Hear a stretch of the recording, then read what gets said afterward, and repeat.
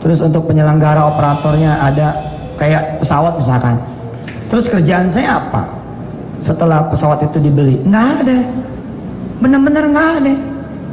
Jadi jangan juga nyari-nyari kesalahan saya nanti. Ustadz terlibat ini, dari mana? Saya cuman kemudian mempertemukan kekuatan besar umat direct sama dunia usaha. Ente berinvestasi saja. Nanti kalau ini misalnya tidak jalan, jangan salahkan saya. Wong yang bawa dia kok nggak boleh nyalahkan dia, gimana sih? Jadi dalam dunia hukum juga dikatakan, Mas, ketika saya itu membawa investasi kemudian orang rugi, ya saya kan harus bertanggung jawab juga. Namanya melakukan perbuatan melawan hukum itu kan gitu. Jelas dia mengajak berinvestasi tetapi tidak tanggung jawab, ini kan umat bisalah menilai sendiri.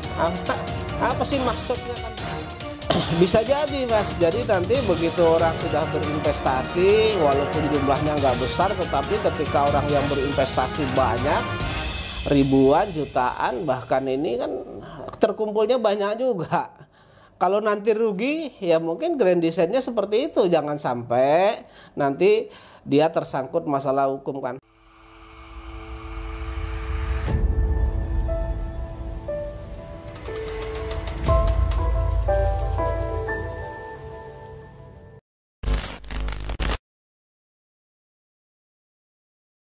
Jadi patung usaha ini tidak jadi lembaga, biar aja dia jadi gerakan.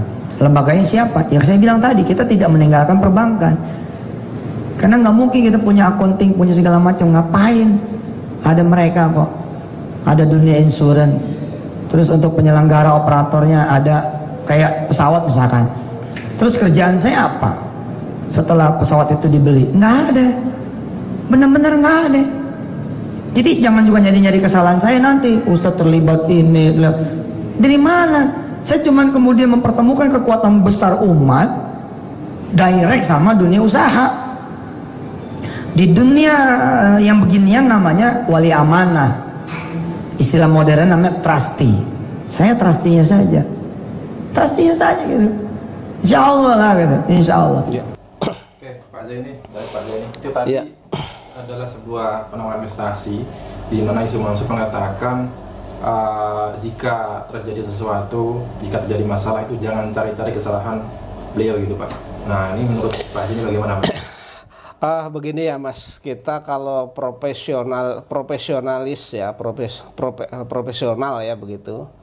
Artinya kita membawa teman, membawa investor, membawa umat.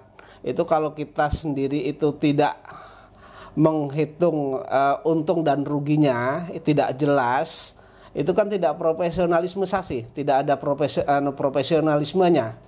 Artinya begini, kalau misalnya saya mengajak Mas Aji untuk berinvestasi di A, tentu saya jauh sebelumnya saya pelajari bagaimana pasarnya, bagaimana keuntungannya, bagaimana pengembaliannya uangnya Mas Aji dan lain sebagainya. Minimalnya sudah saya pelajari, tidak akan rugi lah. Kalau toh meleset sedikit, bukan berarti meleset tuh hilang semuanya, enggak. Kalau saya hal-hal yang seperti ini, hal-hal yang dibuat-buat seperti ini, menurut saya wanti-wantilah kepada umat, jangan sampai nanti jadi korban berikutnya. Cukuplah saya dan teman-teman di Darussalam itu kan 250 orang jadi korban. Terus kemudian umroh merdeka itu ada 7.000 sekian. Kemudian mitra Paitren itu berapa orang. Kemudian investasi tanah berapa orang, investasi Mayapidi berapa orang, investasi Hotel City berapa orang. Ini sudah menjadi gambaran lah. Gambaran apakah itu usaha, apakah itu mereka menjalankan usaha dengan profesional atau tidak, kan begitu. Kalau profesional tentu ada hitung-hitungannya. Kalau untungnya sekian, ruginya sekian. Bukan tanpa hitung-hitungan, Mas. Kalau rugi saya nggak tanggung jawab, kalau untung saya tanggung jawab, itu diambil menangnya sendiri itu, Mas. Itu. Oke. Baik, Pak Zaini. Itu tadi adalah sebuah penawaran investasi patungan usaha, Pak.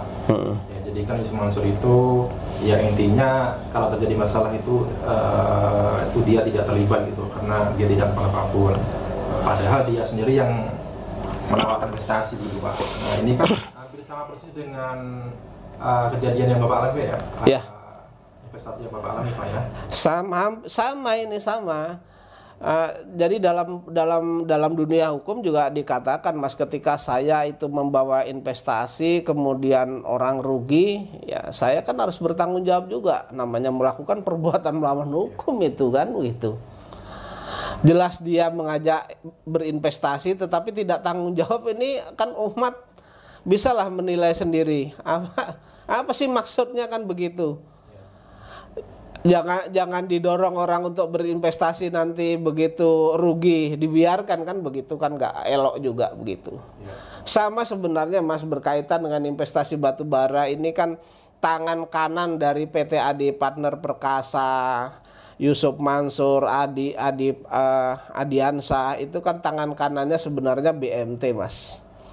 Karena mereka menerima investasi dari jamaah Masjid Darussalam. Tapi begitu ini macet, tidak ada beritanya, justru mereka belot ke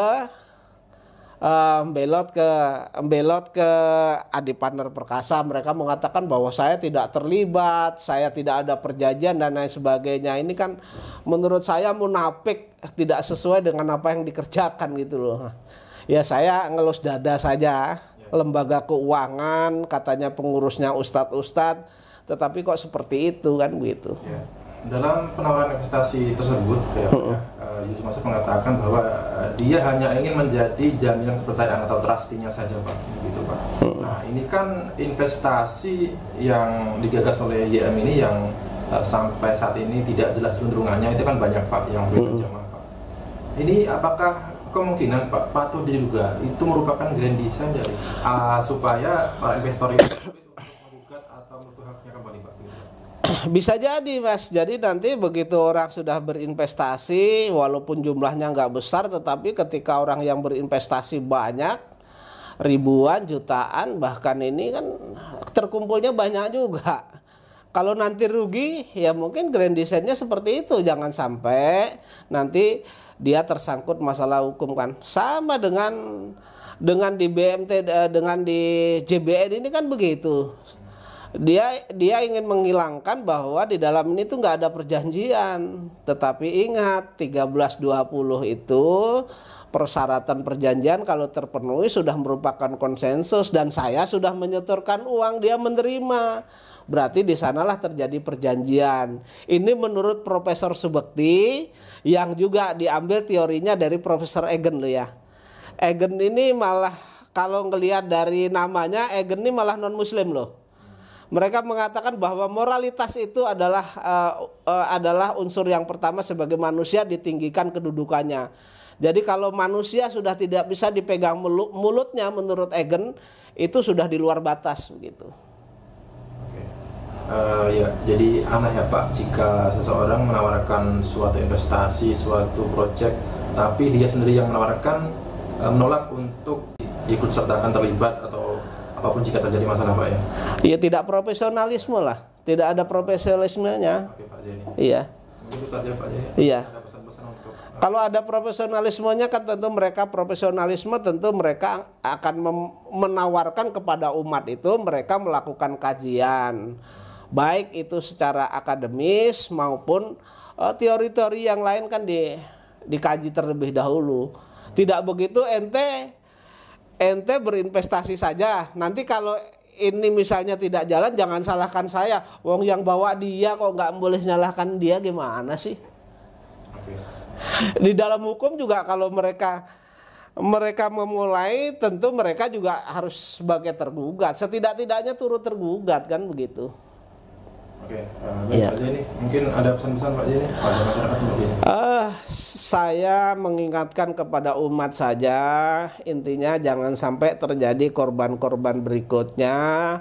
Umat ini harus cerdas, jangan sampai ada tipu-tipu lagi, jangan sampai ada dibohong-bohongin lagi ya, oleh siapapun lah ya, oleh siapapun. kondisi lagi sulit, kita berpikir jernih, nggak usah ibaratnya oh setor sekian nanti dapatnya sekian. Kalau itu tidak dipelajarin, ujung-ujungnya tipu-tipu. Jangan juga terpengaruh hanya dari sosok nama besar begitu. Oh jangan terpengaruh. Sekarang saya anggap bahwa saya bersekolah lah gitu ya. Jadi jangan sosok si A itu mesti jujur. Mereka kan manusia juga. Iya kan? Mereka flexing juga, pengen kesana kemari. Kan begitu. Jangan terpengaruh oleh sosok siapapun. Sekalipun mereka ustadz, nggak usah. Oke. Iya. Terima kasih Pak Zini. Sama-sama.